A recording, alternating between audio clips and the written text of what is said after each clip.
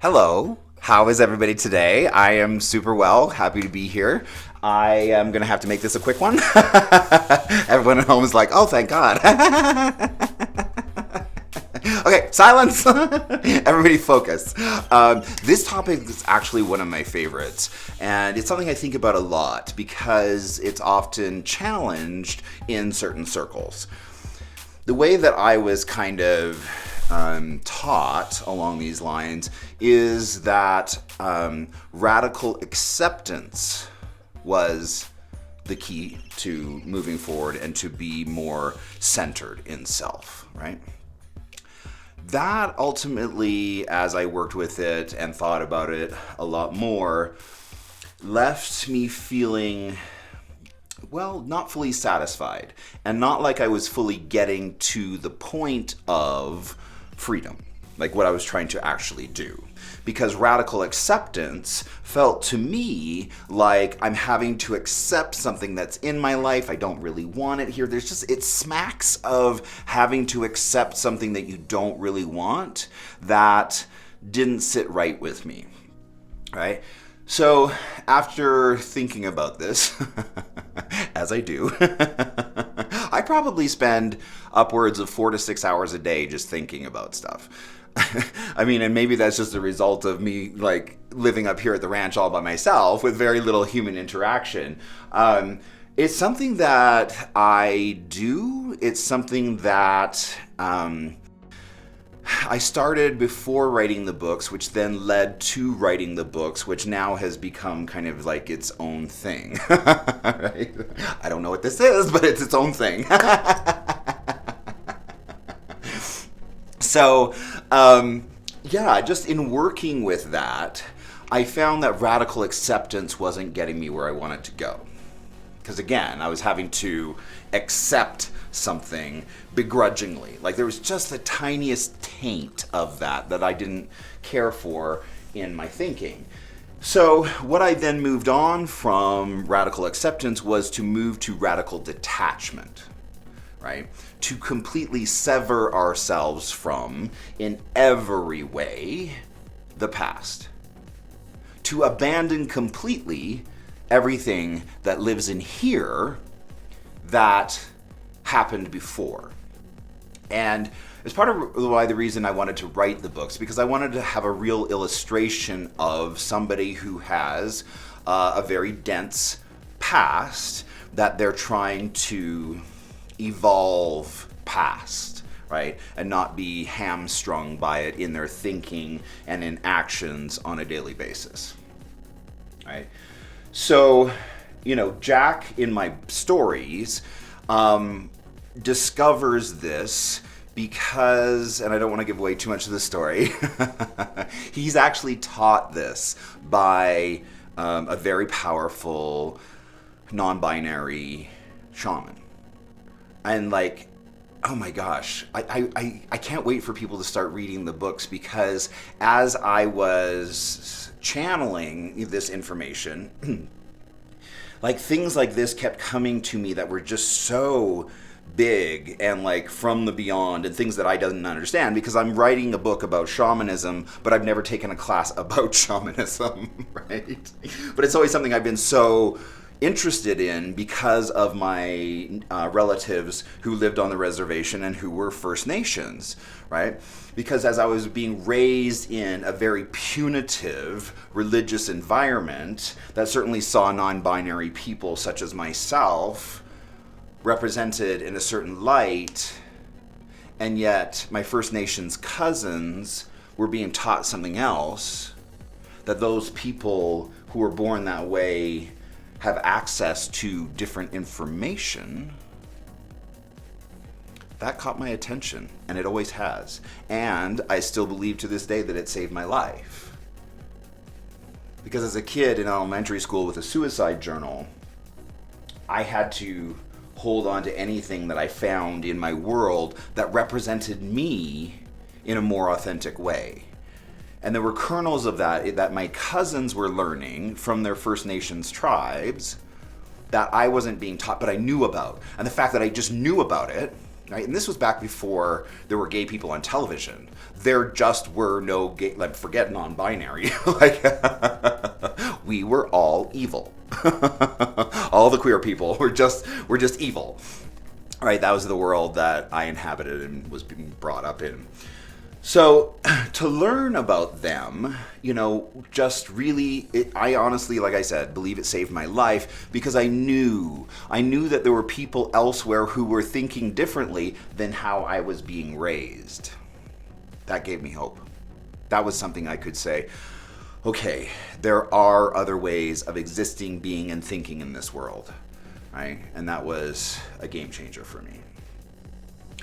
So in the process of learning about this and channeling these books and having this information about shamanism come to me that I didn't understand, that I was learning from in real time as it was coming out onto the page, like, that was, again, like, I was like, okay, super interesting, not sure exactly what this is all about, but it kept leading me down that path. And down that path was Jack discovering what I needed to learn, right? Because Jack has all of my issues and trauma and even dystonia, quite frankly, and so to package that up on an individual outside of myself and then solve his problems from a third-party perspective gave me an arm's length transaction to my own drama and bullshit, right? And I was like, and you can just think more clearly that way. You can think more clearly and more critically about your own problems when they're technically, like, not your problems, like they're Jack's problems. That poor guy really has it tough.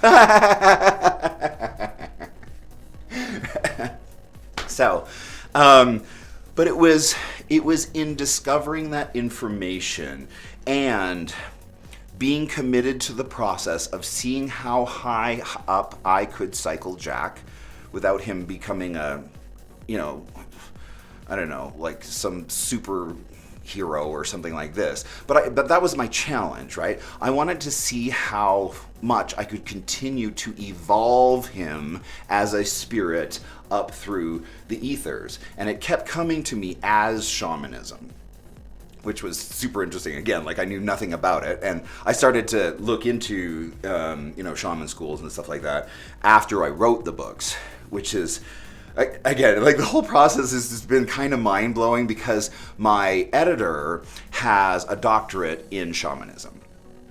And so I had the opportunity to really check myself and the work, quite frankly, and presenting it to him saying, I wrote these 3 books, much to do with shamanism, not knowing anything about the subject.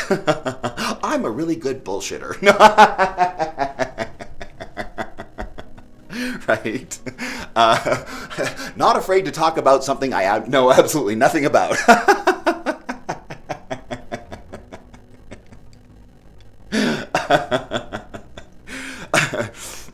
So to be able to check what I was receiving as opposed to what I wrote, right, against someone who has that level of education on the topic was really necessary. And I feel like somewhat divinely, inspired as far as our meeting, right? Me having MJ, who's my writing coach, involved, and having him check the fact that it was like, you wrote these and you've never been to shaman school. I was like, don't know anything about it. Never taken a class. And I was fortunate enough to have him confirm that the information I was receiving was in fact correct. To the point where he is doing creative writing courses on how to write through channeling. And it's so funny, oh my gosh. Like, we were on the phone yesterday and he was telling me that he was using me as an example in his class of, an extraordinary event of somebody who wrote 3 books through channeling in under 6 months. And I'm like, that's not normal? Most people don't do that? So I just, I was really touched that, he was using my work as an example, but here's the kicker. So there was somebody in his class who I had consulted with in terms of my shaman school and the issues that I was having, like I talked about at length in the last video. And she was one of the teacher assistants in the classes, and she happened to be taking MJ's creative writing course on how to write through channeling. And him having used my example, she then raised her hand and said, I would like to read that book. Show me the information that was channeled in that much of a volume in under 6 months. And so he asked me if it would be okay if he sent it to her to read, her not knowing that I'm the author that he was talking about when her and I have been talking, about my whole situation with the shaman school. So it's so interesting how these things come completely full circle. And I think when she has the opportunity to read my work, right, and understand that I'm just not the level of beginner that I think that some people are in the class. And I'm not trying to toot my own horn or whatever. I'm just saying I have dedicated my life to this work. I have been at this for a very long time. And I think that maybe part of my problem and my struggles with the school is that it's just really entry-level information, and I am often bored. So anyhow, sorry for the aside. But to get back to the fact that I had the opportunity to take Jack through the evolution of his spirit and to witness him get to the fork in the road that was, do I go down radical acceptance or do I go down radical detachment? And Jack is taught, again, by this non-binary shaman. Oh my God, the process of receiving this information will always be one of the greatest events of my life. There's just no other way to put it. And because it wasn't just a story that I was receiving, it was an experience that I was having, right? And anyhow, to witness Jack at that fork in the road, does he want to go towards radical acceptance of what is, or does he want to go through radical detachment? It was the shaman who showed me. It was the shaman in my story who showed me the difference, who allowed me to experience much of what I'm just about to talk about, which is the exercise of radical detachment. In Jack's story, we see him just plagued by his past, and that he fights everything that comes up, because that's what he knows, right? He's just ready to always, throw a punch first, right? He's just always kind of in safety and protection mode, right? Nothing gets close to him. And so in order for him to evolve, which was the whole point of the series of books, he had to make a decision. And it was the shaman who actually was like, oh, child, you're not going to get this without a little help, aren't ya? Right? Because Jack is just, crazy. Not of his own fault. It was just he's a product of his environment, right? And he's just ready to always, he's just always on guard, right? That's where he operates from. So the shaman says, okay, be still. And he's already had a few lessons on stillness. And so he's a little bit attuned to the concept. But it's not until the shaman comes along and shows him what radical detachment feels like from the inside that he gets it. This happens in an off-grid place. Some of my books, that's where they live. And so Jack meets the shaman in an off-grid place, in the place of dreams, in the place of Jack's dystonic storms, when he's unable to function or connect with the outside world because he's trapped in his mind, right? And I know what that's like. when you're nonverbal and you can't communicate and you're basically a vegetable, but you still have thoughts, right? And so Reason, it's the name of the shaman. His name is Reason. Reason lays Jack out, right? And he says, child, this is your problem. And he takes his hand and puts it on Jack's forehead. And he grabs what feels like an extension cord at the base of Jack's skull, right here. And he takes it, and he takes that cord of attachment, the thing that keeps Jack paralyzed and fearful, all of those connections in his brain to the past, and he takes it and he disconnects it. And Jack is instantly brought into the present because he doesn't have the ability to connect with the past anymore once that extension cord is pulled out of the back of his skull. For the first time in his life, Jack experiences what it's like to be present to the moment.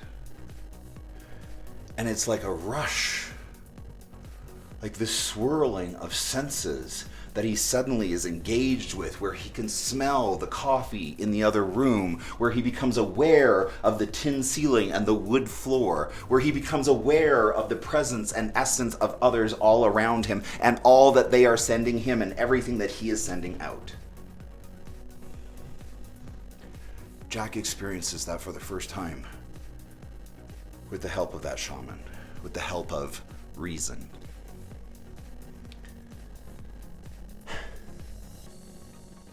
Jack also finds that he's able to do that exercise for himself.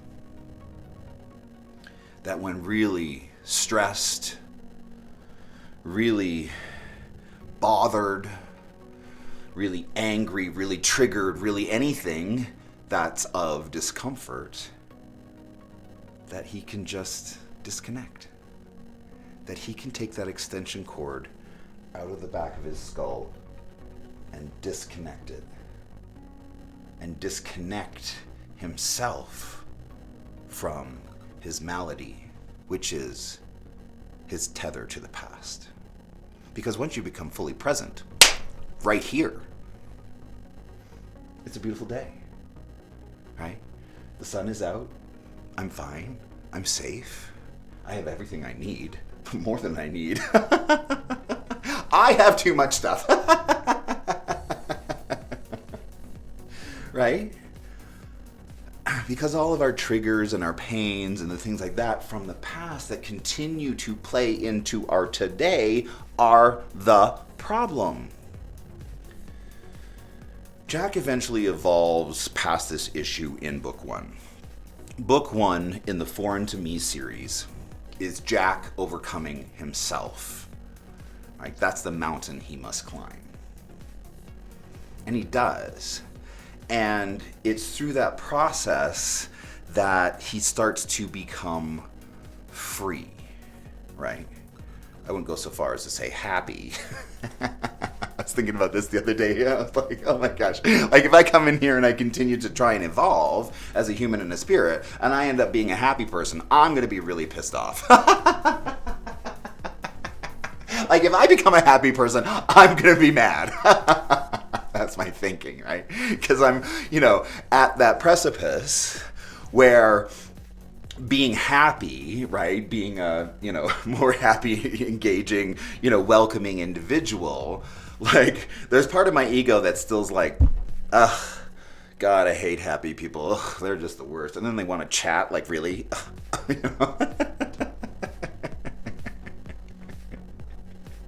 The sickness runs deep.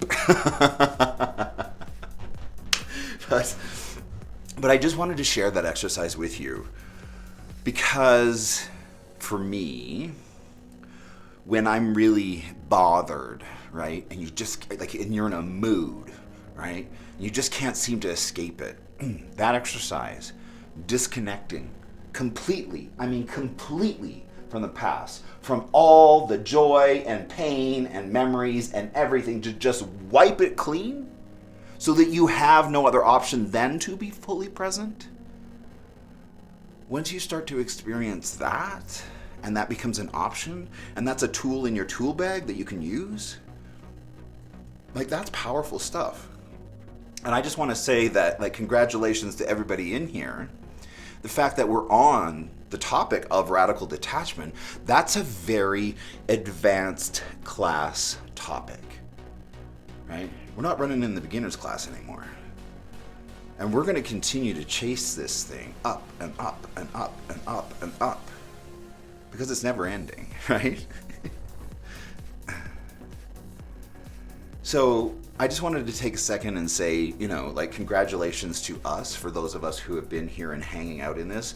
I really appreciate those of you who are regulars. Like, thank you. Like, seriously, I haven't had a lot to go on in my life the last 6-8 months, and you being here for me has meant the world.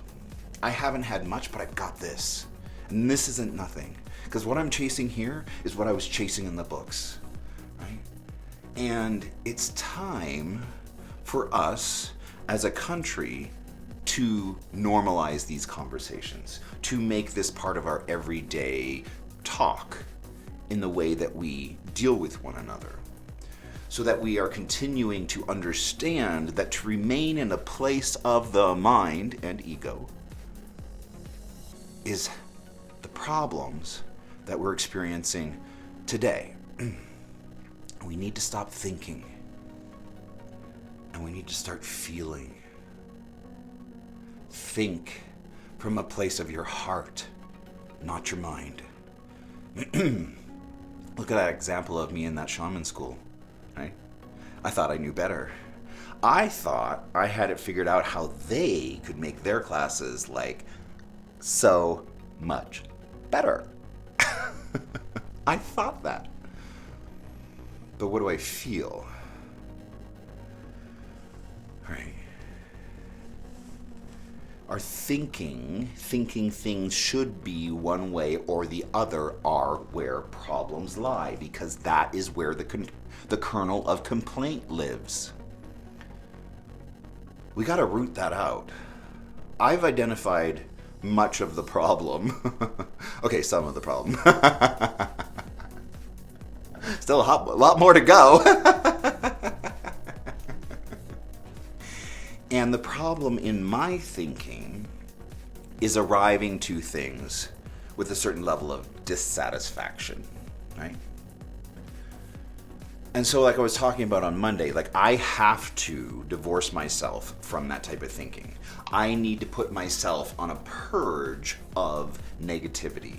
I need to root that out of my thinking if I am to truly do this thing the way that I want to. And quite frankly, the way that I feel called to.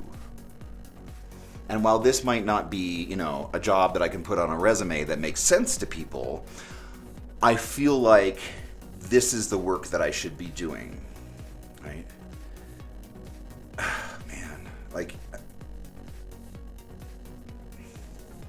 So when we were doing, like, the psychopomp work in shaman class, we had the opportunity to have one of our fellow classmates do that exercise for us so that we could have a message of communication with someone from the beyond, right? If this makes no sense to you, just turn it off. So the woman who was doing my message sending, right, who is practicing in the psychopomp realm, she asked me, who is it that you want to send a message to? Wow, this is tough.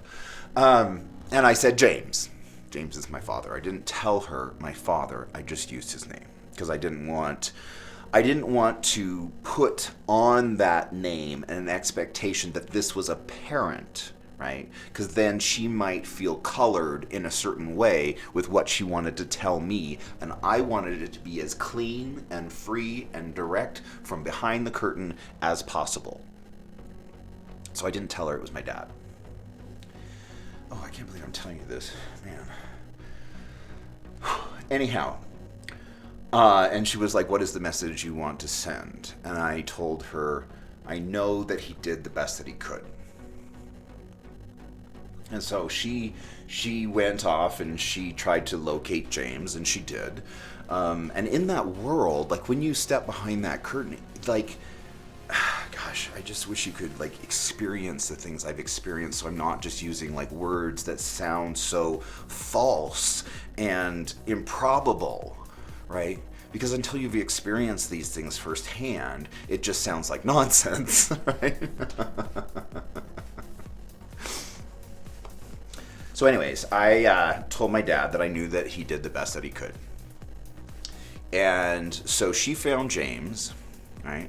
And anytime, again, when I do this work or when I see other people do this work, the work is immediate. In my books, I call it a universal long second. That is the time it takes for the universe to bring things together like that, right? When I step into the psychopomp realm and I'm looking for someone, first of all, you call the highest intention so that they can be there in their highest, most evolved self. Right? But once you set that intention and then you step behind the curtain, it takes one long universal second for things to fall into place. Not longer. It's almost immediate. It is amazing how quickly these things happen behind the curtain. So she finds James and she sends him that message, and then she gets a message back which she tells me that he's proud of the work that I'm doing today. This right here, writing my books, talking about this stuff, the evolution of the human spirit, this is the work that I'm doing today. And, it just, like, I wasn't expecting that, but him as a Baptist minister and having dedicated his entire life to religion and not spirituality, for him to recognize that and to send that message back, like, meant a lot to me, right? And I truly do believe that that was a message that came from him, because he's just right there, right? We all know that. I mean, we all have those moments where we have sensed and felt people behind the curtain. So, that all just plays into, right, what we've all been talking about this whole journey long up until this point, even the love bus, right? And it's all in, right, our little bubble of where we live versus where we don't, right? And it's understanding that in here we have the option to detach from out there. And that is a very healthy place to live so that you don't get triggered, right? Or you don't have old stuff coloring today. The love bus is your little moment of detachment, right? We talked about, just being able to go drive through the world and see QAnon going by and go, okay, bye, I'm on my love bus. Like, I am all good. I got snacks in the bag, got a couple friends. Like, we're all good, right? And it's that detachment from this crazy world that keeps us just a little more sane. Just a little more sane, right? And discovering that exercise that I can fully detach from everything in the past in order to be brought fully into today, into the moment, right? That has been a bit of a game changer for me. Next, we're going to be working on trust, right? Because trust is such a big part of it. If you don't have trust, right, you have nothing. Right? And it's understanding our work versus the universe's work and continuing to evolve and live in conjunction with the power of the universe and harnessing that so that we can move through our life with wings, right? That will be the thing that moves us quickly into where we are going. One long universal second is all it takes for the universe to align itself. We just got to know the rules of the game. And detachment from that which plagues us is so important, right? It is getting us out of our head and into our heart center, right? Where we want to live and think and feel from here, not from here, because this gets us into trouble. We think we know things. Right? So anyways, that's it for me today. I just wanted to share that with you. If you find my videos at all helpful or entertaining or just stupid, and you enjoy stupid, will you please share my videos? I just really would like to get to 1,000 subscribers here on YouTube. I always knew that the first 1,000 subscribers was going to be like the most difficult mountain to climb, because once I feel like I hit that, then, you know, it just kind of naturally starts to happen as people start to know about you and you get shared on social media and then things like that. I would really appreciate it. I can't do this on my own. You know, and we've been hanging out around 810 subscribers for several weeks now, and I just haven't seen that needle move at all. So I'm calling on your help. If you could share or recommend these videos, if you get value out of them, that's the only cost to you, is just to share the stuff and try and make this happen for me, because the books are going to probably be fully published and ready to hand out in the next month or 6 weeks, depending on, we're going to go through a little process of, now that book one is pretty much like done, we're going to hand it to a couple of really, big fish in the industry and see if they want to do anything with it prior to self-publishing. So I'm going to give myself a little 6-week break there, where we're just going to be editing book 2, but getting book 1 into the hands of powerful people. If you know someone who should be reading my book, who has the opportunity to take this work and turn it into something bigger than I could do on my own, please email me. Let me know. Let me know who should be reading this book right now before I self-publish. And I'm talking everybody from playwrights to screenwriters to people on book guilds, right, and boards, to literary agents, to publishers, publishing houses, anyone along those lines. If you can help me out, I would really appreciate it. I need your help. You can always email me at dale@daleallenrouse.com. So that's it for me today. I'm looking forward to Friday, where we start talking about trust. This is a really big week. Oh my gosh, and again, these topics that we're on now are pretty advanced. And so I congratulate all of you at home for hanging in there with us. And as we continue to, hopefully grow and evolve and make this world a better place. All right. So I will talk to you soon. Hope you're having a wonderful day. All right. Bye.